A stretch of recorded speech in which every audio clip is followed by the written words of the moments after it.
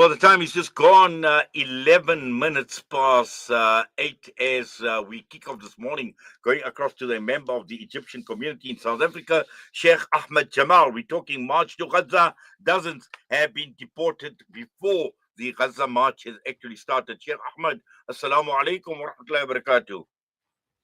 Alaikum assalam, brother Niyat. How are you? Hope you're well. Jazakallah for you having me. Yes, Alhamdulillah, Shukran. doing very well, and Juma Mubarak to you. But clearly, it is in a country, in your part of the world, which is Egypt, and I'm sure you have been following developments in terms of what is taking place, the march to Gaza, the march to the Rafah crossing that is going to take place. We've seen Tunisia, Morocco, Mauritania, the buses that will be driving through to Egypt as well. And just looking at Egypt and its response, we've also learned about 170 people that have been deported and sent back, Sheikh Ahmed. Jazakallah khair. Ba'd alhamdulillah, salatu wassalam ala Rasulullah sallallahu alayhi wasallam. After praise be to Allah and the same salutation and the best for our Prophet Muhammad sallallahu alayhi wasallam. My brother, in the beginning, may Allah protect our ummah, may Allah protect the Middle East at all. The war is starting very hard in this morning in Iran. And this is the part of genocide of Gaza. They are attacking Iran because of Gaza, because of residents, because Iran only the one country, they helping strong for our brother in Gaza. Second, about this marching, I read the news also. This what I expected it happen. The after he stopped this our people from Tunisia, from Morocco, from Algeria in Sirte. Sirte is a place closer to Benghazi. Benghazi, the one he controlled it is Haftar, not Haftar as well, is Mohammed bin Zayed and Sisi. They control the gate of Benghazi between Egypt and Libya. And I think they're not going to accept them to pass to Egypt. And the message it came out yesterday from the Egyptian government, which absolutely they against this, they against anyone to support Gaza. If they need to support, they will support from the first day, like Dr. Morsi, may Allah grant him Jannatul Firdaus. In the beginning of the war, 2012, he said, Labbaik ya Gaza. The Gaza is not going to be alone. And after 4 days, the war is stopped. This is the Egypt. This is the strong Egypt. But the leader in Egypt now, which Israel and America, they elected 12 years to take over our country. This man is not going to help Palestinians, is not going to help Gaza as well. For that, they have a red card for anyone to come in to break the state. Because we're trying to get in. And they call the people many times, if you need to help, come yourself. Now the people come out from overseas to help, and he stopped them in the airport. Yesterday, the soldier is not Israeli soldier in the airport; is the Egyptian soldier. They control all the people going to support Gaza in the Cairo airport.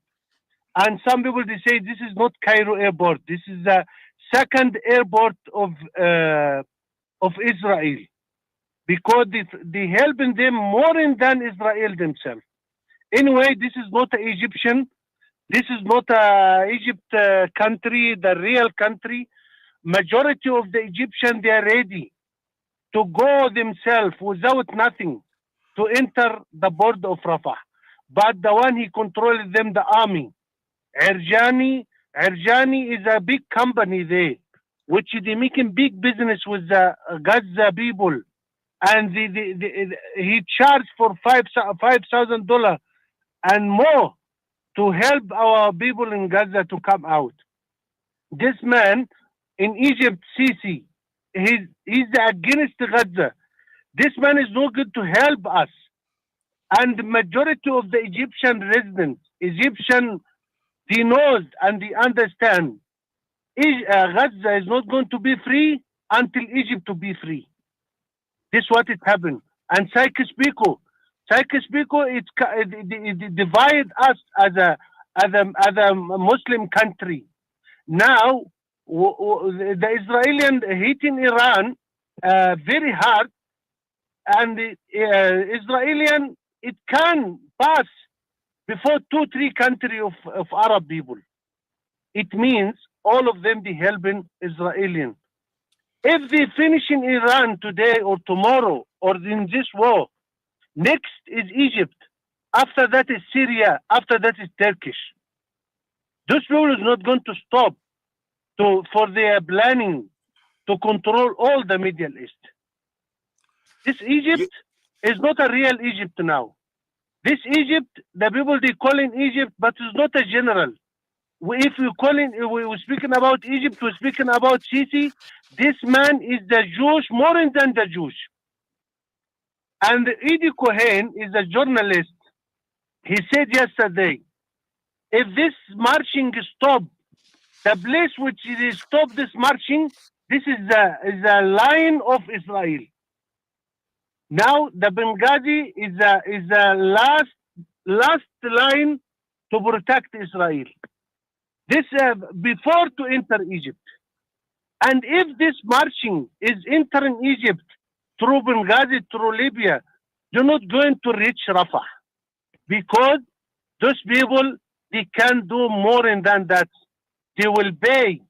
He knows Israel, they will open the file and they will show the people how this people is a munafiq, how this people is not a belongs to Muslim.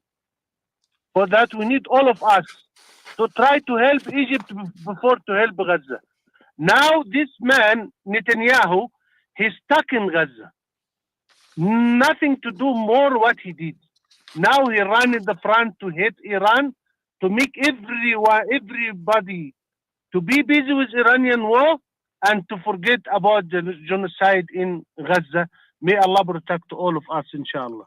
Inshallah, I mean, but also Sheikh Ahmed, when we look at the Egyptian government, and we knew it for a very, very long time, that they have betrayed the people of Gaza, and you correctly pointed out, since they got rid of Sheikh Mohammed Morsi, we've seen what has actually been taking place. But also at the same time, we've got an Egyptian army that is funded by the United States of America.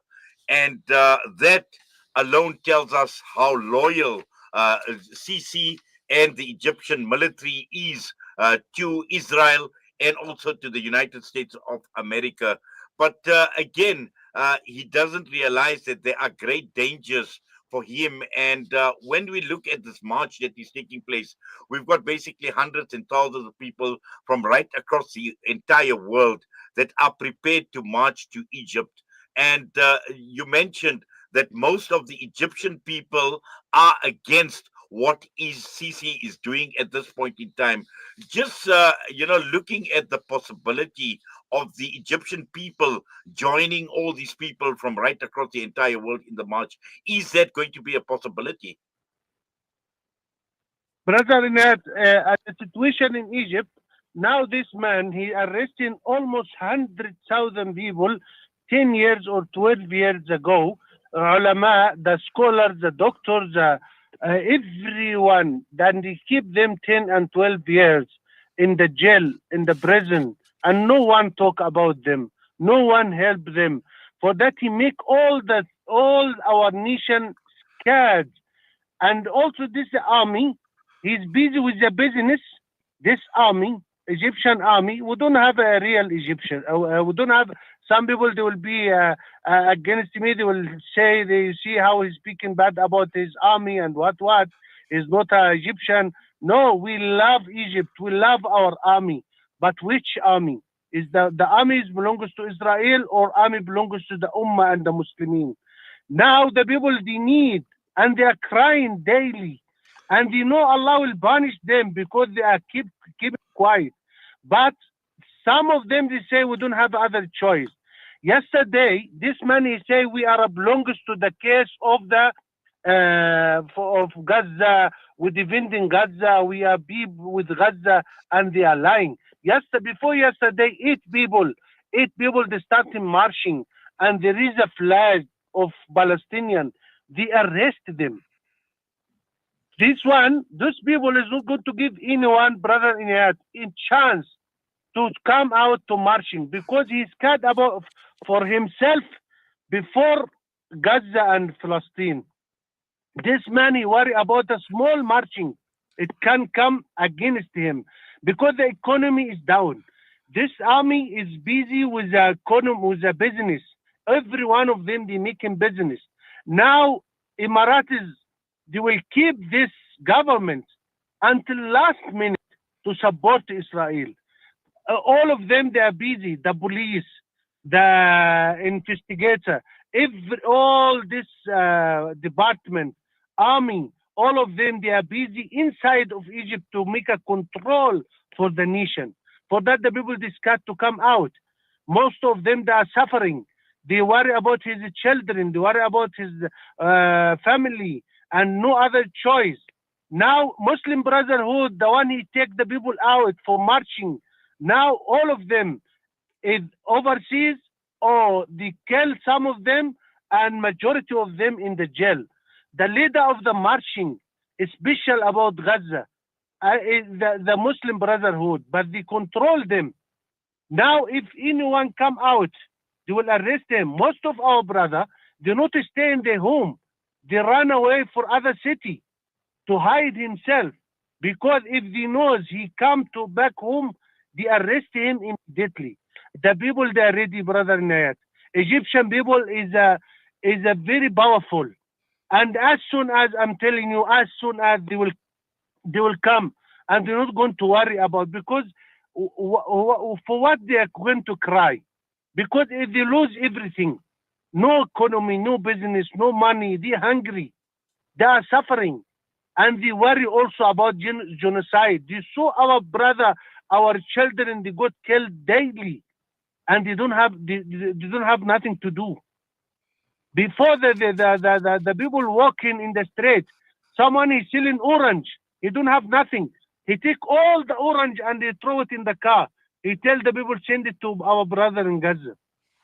People have emotionally. They love Palestinian. They love Gaza so much, but they need a chance. This man he make a strong control. Anyone he open his mouth, he live every village, every street. He live in the munafiqeen to give him information about anyone can talk. But I promise you, as soon as inshallah, it's not going to continue like this. This is a big test of Egypt nation. And inshallah, as soon as yesterday in the general, what you call the committee of the newspaper and media and all of this, they collect themselves and they start to marching maybe half an hour. After that, they run away also. Few people Yes, in Egypt. but also, Egypt, Sheikh Sheikh Ahmed Ahmed, Yassin, yes, Sheikh Ahmed, can I just stop you there for a minute, please?